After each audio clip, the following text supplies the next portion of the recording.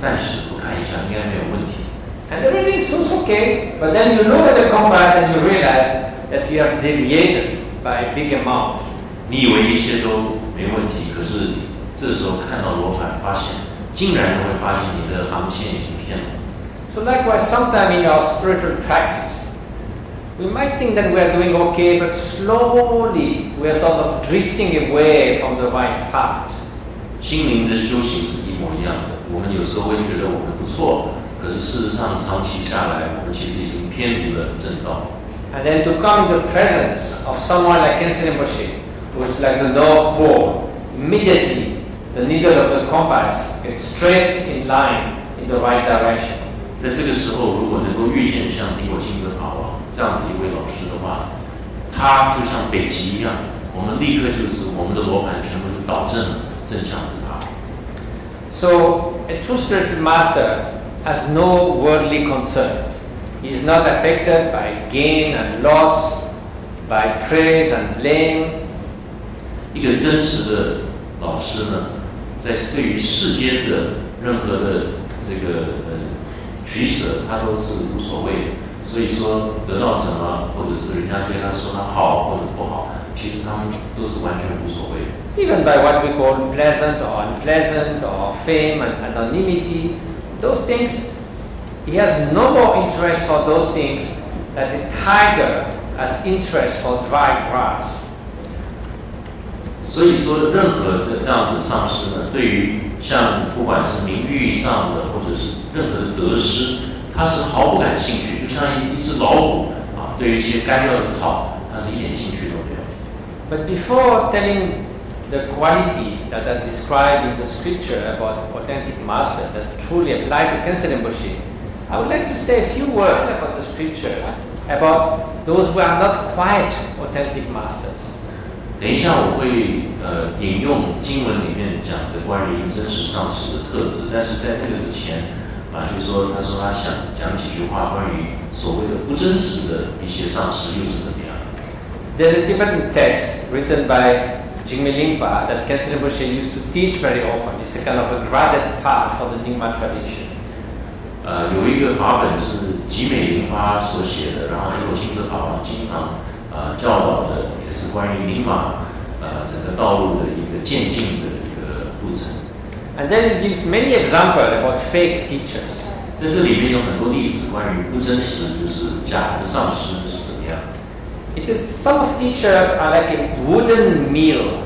You know, a mill is made usually with stone, and it can grind the wheat or the grain to make flour. But a wooden mill makes a lot of noise, but doesn't grind anything. 就像我们要去碾米啊，那如果说碾米的是用木头来碾，那碾出来是碾不碎的啊，这个应该是用石头的。所以就像这经文里面有说啊，一个不真实的上师就像是木头做的这样子一个碾米的机器。So this refers to teacher who are very clever in speaking very nicely about the Dharma, but because they lack inner realization and compassion, then they cannot transform the disciples, like the wooden mill cannot mold the grain. 这样的老师呢，他或许口才非常好啊，能言善道，但是如果他缺乏真正的内在的一种了解对佛法的话，他是无法让弟子转化，他是没有办法转化弟子。这就像是一个碾米的或碾面粉的，他是没有办法把这真正变成粉。And then also it says some teachers, other teachers are like high Brahmins. You know, in India, the Brahmins are the people who are very concerned about preserving their rank, their caste, their family descendants, their wealth. That's what matters most than anything to them. 另外一种老师，经文说，就像是印度的这种高阶层的婆罗门，高阶层的婆罗门，他在乎的都是自己、他的家族、他的种姓的所有的利益，那这些都放在一切之前。And it says other teachers are like blind guides. They cannot lead other blind people to the city of liberation from suffering. 经文里面也说，也有一种老师，就像盲人带着另外一群盲人，这样子的盲人他是无法把你带领到解脱的城市去。And then there are teachers who like a dirty lake. You come in the lake to wash yourself, to cleanse yourself, but you come out even more dirty than before. 经文里面也说，有的上师就像一个肮脏的湖泊一样，你如果全部人泡到这个湖里面，你出来之后是比你进去之前还要脏。So now, what is really an authentic master? 那么这说到底怎么样才是个真挚的上师？ As I mentioned, basically two qualities: wisdom and compassion. 我刚刚说，基本上就是两种条件：智慧和慈悲。So wisdom is, of course, often they have a vast knowledge about the scriptures. 智慧当然有一部分是说，对于经文，这位老师呢有无限的知识关于这些经文。But wisdom is much more than that. Wisdom is also about knowing the relative and ultimate nature of phenomena and the nature of your own mind. 当然，智慧远超过这样子的知识，它当然是一种全然的了知所有的现象以及我们真正的心到底是怎么一回事。Someone who has fully realized the ultimate nature of mind can never be the slave of mental toxins like hatred, jealousy, pride, mental confusion, obsession. None of those poisons have any effect on someone whose mind is free from ignorance. 了知究竟真理的老师，他的脑子里就不可能会有像贪嗔痴疑慢五毒，他已经完全知道这个心是如何自由，心是完全已经摒除掉这些。And above all, a great master should have boundless compassion. Means the deep wish that may all beings, without exception, be free from suffering and the causes of suffering. 最重要，一位真实的老师必须心中有无限的慈悲。